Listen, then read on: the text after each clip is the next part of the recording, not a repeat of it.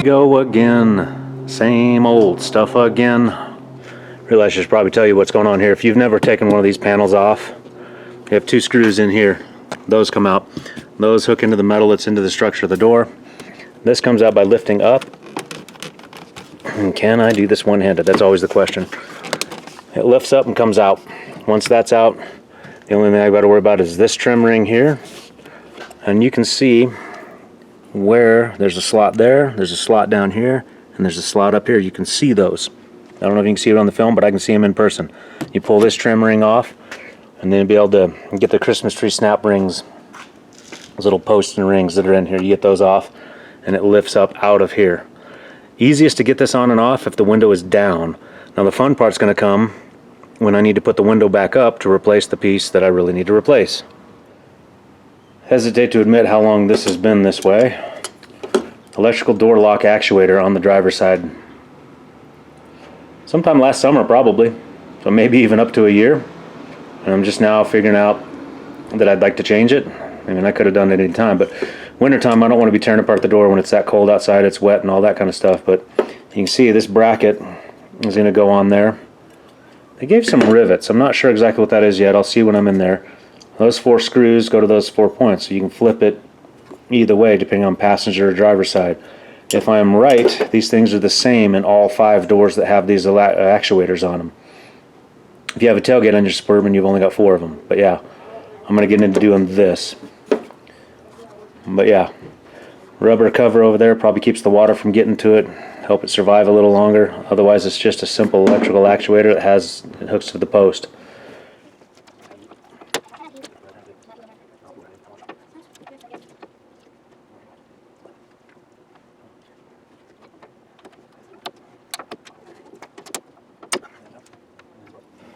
Okay, backside of all this, all your electrical connectors. I've been in and out of this a couple times, so I have broken stuff. For instance, 2 tabs there, 1 tab there. I snapped that one up a long time ago. I've learned to get in there with this. So you're coming in from this side, and you're getting in there, and then you're pushing on it there to get it to release. And that is just a little bit more gentle than a screwdriver or a panel popping tool. This comes in later with those little Christmas tree pins.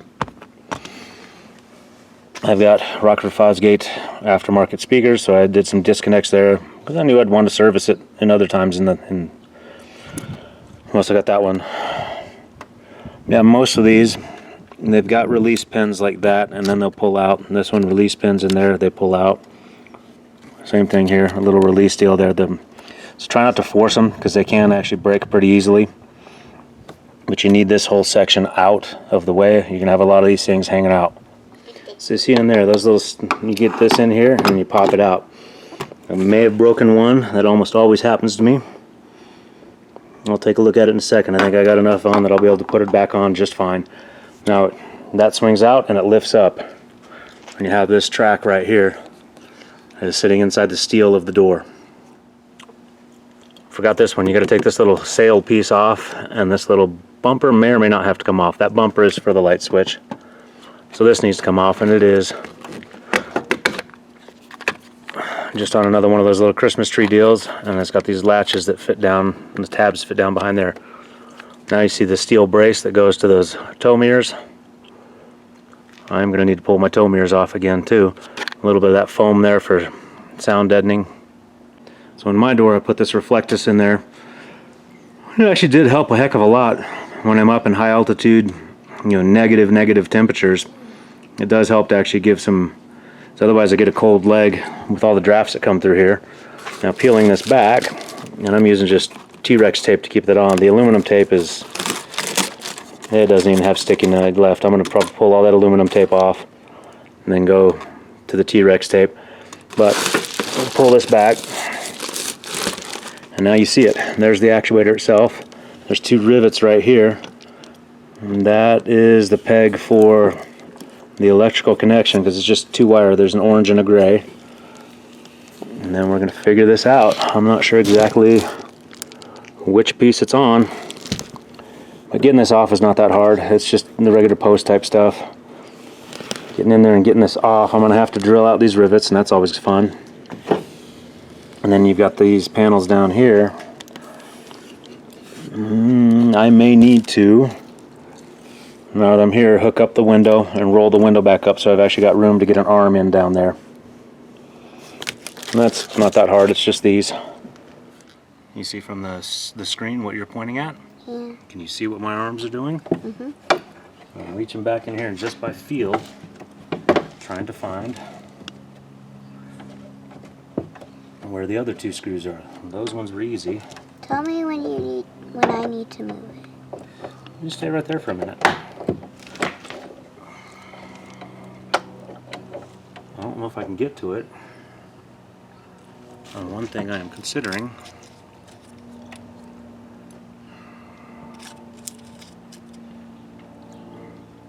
is pulling these screws here so I can pull this plate across. The only problem is this plate also has the entire mechanism for the window track and the window.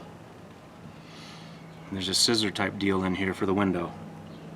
I don't know if I want to take that apart. If I just get to this, if they had a bigger hole, it'd be nicer. My arm is tired. Yeah. So you can get your arm in some of these holes. It's not very comfortable. Your arm getting tired? Okay, you can push pause. How do I do that? And you push the record button again.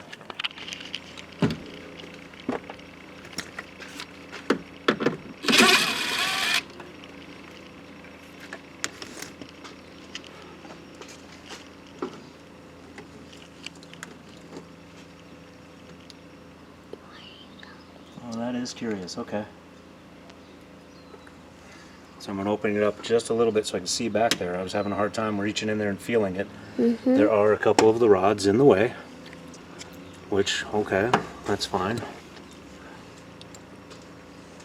And whenever this was last done,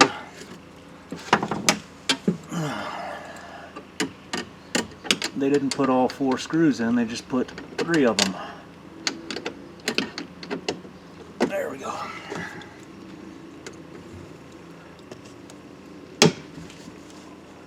There, now that I got it on there,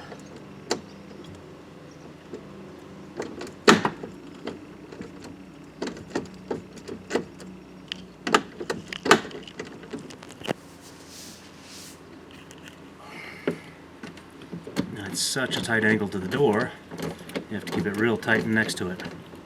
Now notice I didn't pull all of the screws out of this panel. I want most of them to stay on because again that door mechanism is on there. You see that? Uh-huh. All this door mechanism here for the window. Now all I want to do is remove this piece, put a new one in.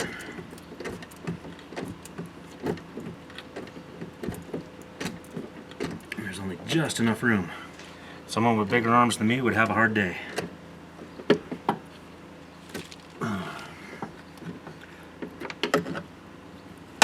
This would be why you would pay a mechanic a lot of money, because they will probably disassemble the entire thing.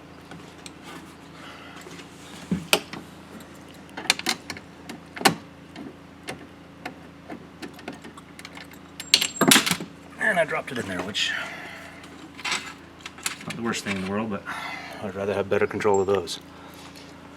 Now, with those,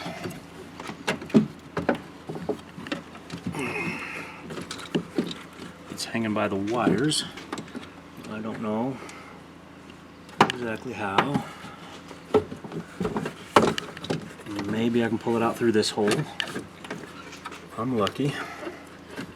But it's still connected to those wires. One of the things I might do is those wires are on this peg right here.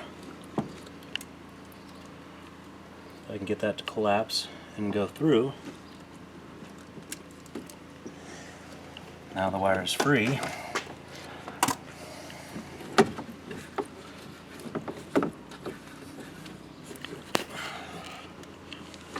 There we go. The wire was on the bracket.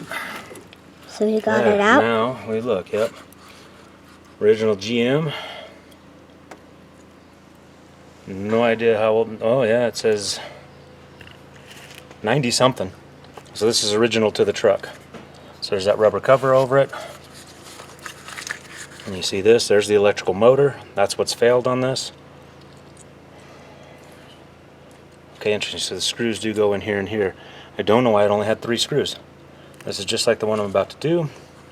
Just like most electrical components. Just a piece like that.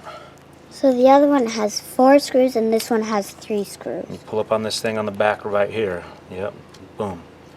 Now, that is that. What I don't know, we'll see with the new one, is whether or not these old screws like this will work with this. The new ones are Phillips head, and Phillips head might be easier to get to, but something with a hex head is better.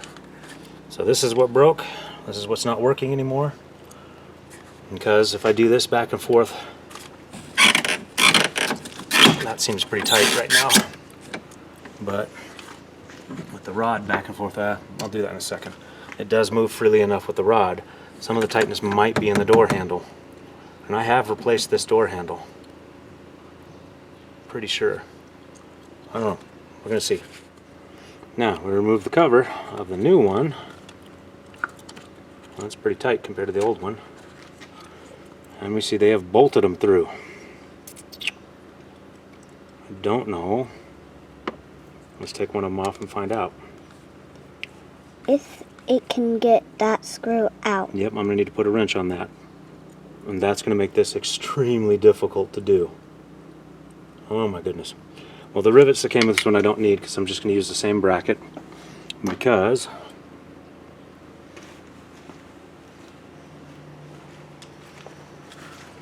if we look at them, They're both different. that's what I'm worried about, baby, actually, is if that's a different size than this is in a different position than this, we might have a problem. I am worried about that. So I may end up taking this bracket off after all. Because That is hard. I don't know if you can see from the camera, but that is slightly different sized. Yeah. See how that pin is in a different position than this pin? So I may need to drill those out. So this particular one has a 7mm nut. Just making sure they can see. Okay, thank you.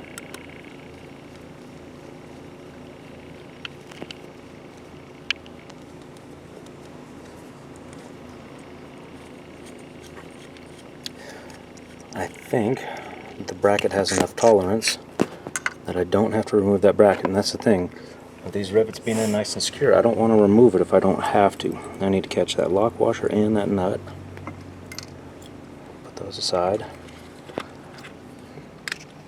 Do this for all 4 of these screws.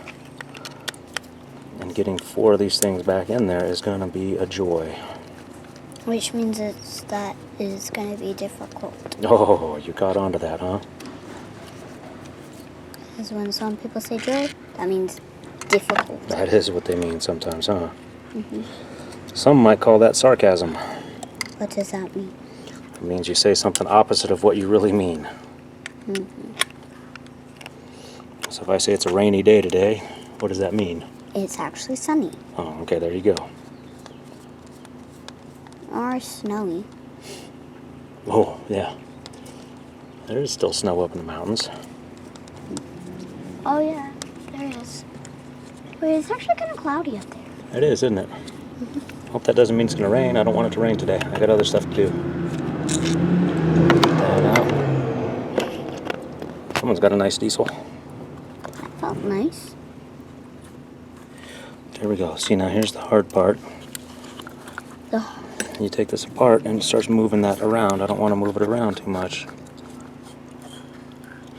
Oh, well, that's curious. what? All it is a cover. And it leaves me wondering, because it would be easier to use the factory cover, which is threaded here, and use those factory nuts, or factory bolts basically. I might do that. That was a nice attempt. Now this is the really tricky part. It will not fit on the factory one, so I do have to drill these out. That's hard, isn't it? A little bit. But then this one, it goes in there. See, that fits snugly, so that's pretty good. What's interesting, they gave rivets, but they also gave these little clip nuts. So these clip nuts mean I can go find the right size and I can put a bolt through there that's that size, which is probably what I'll do because that's easier than riveting.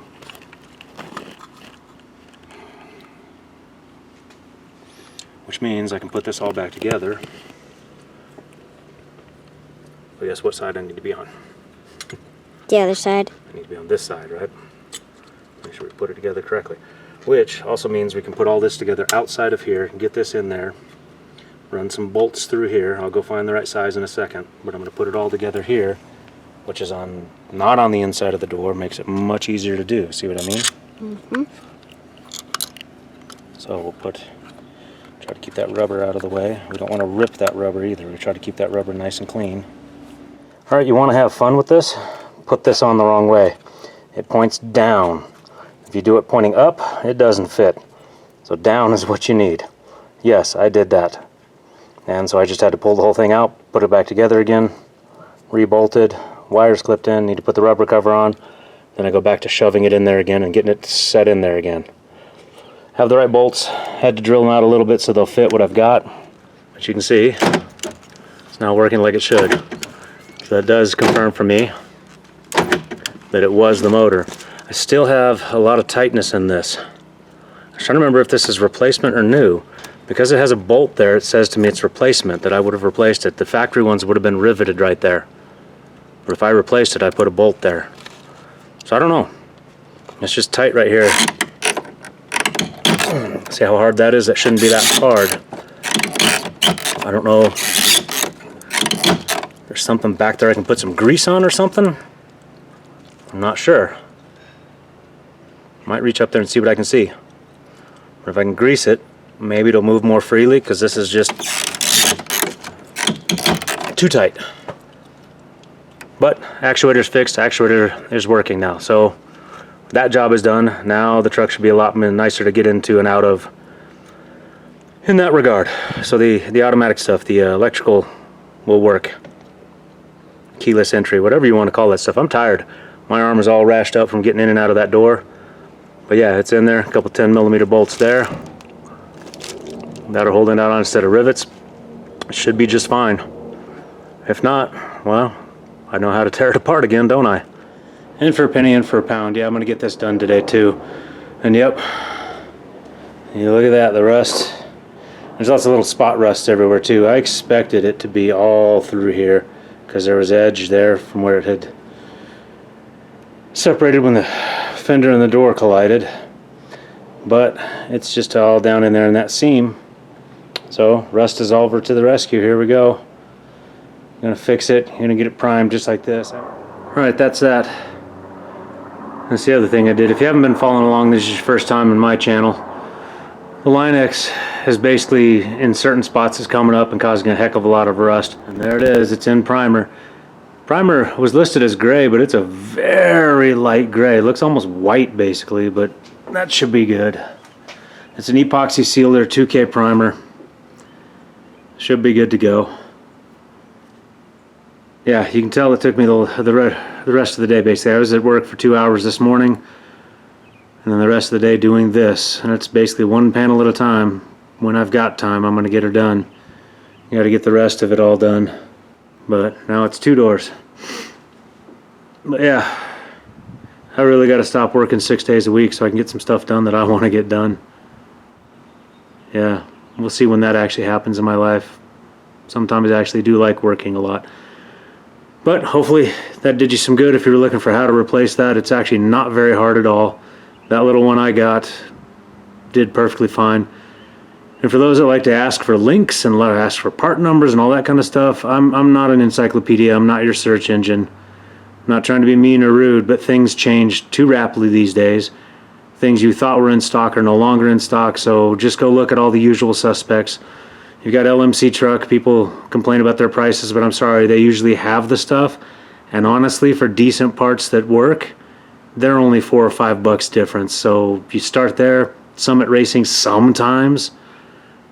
Amazon if you have to. eBay sometimes. You know, Jegs, Rock Auto. I've never had good luck with Rock Auto. But you try all those usual suspects. Figure out where you can go to get your stuff, and you know you could probably go into your AutoZone or O'Reilly's or whatever, and they can probably get it for you. Otherwise, Appreciate you watching. We'll catch you on the next one.